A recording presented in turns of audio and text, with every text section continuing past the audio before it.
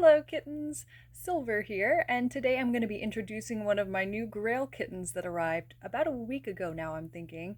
So this is Diesel, the gray cat by Douglas Cuddle Toys. He's one of the 12-inch lying floppy cats, and he was one of the last ones on my search list.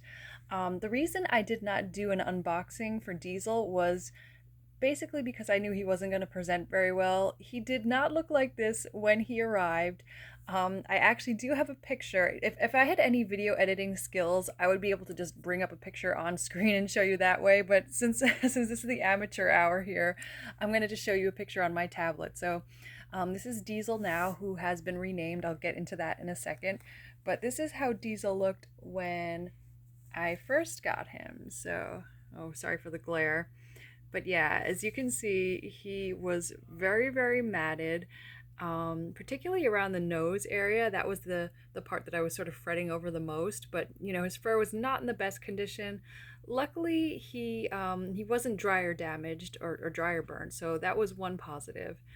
So that was him before, and here he is now, looking almost like new again, if I do say so, which I did not think I was going to be able to accomplish, honestly, because I don't have a whole lot of experience restoring plush. I have, yeah, plush toys.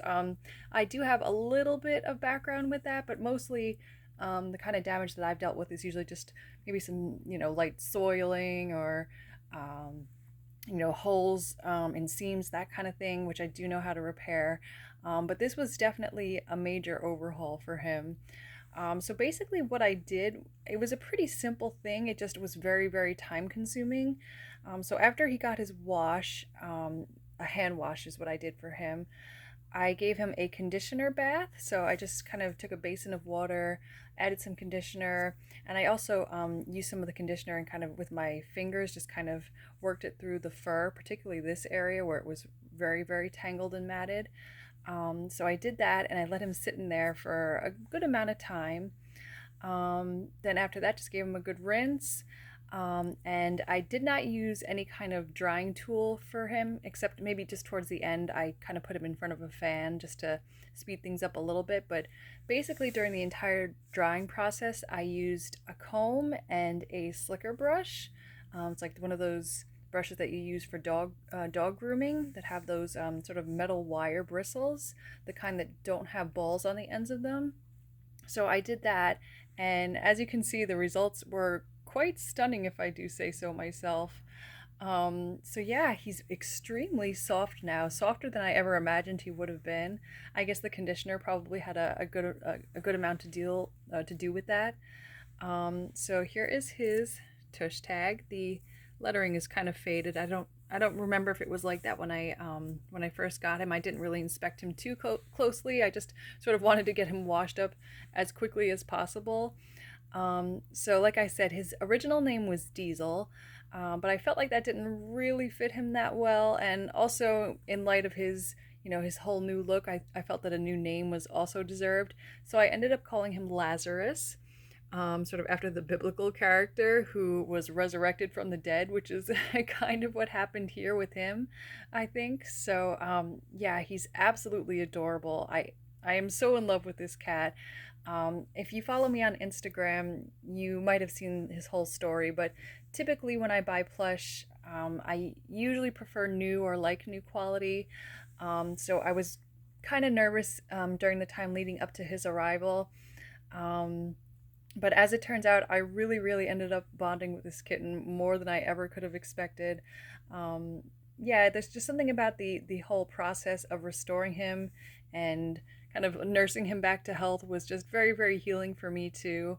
It really was sort of a kind of a therapeutic exercise, and again, I'm just really glad that he came out as nicely as he did.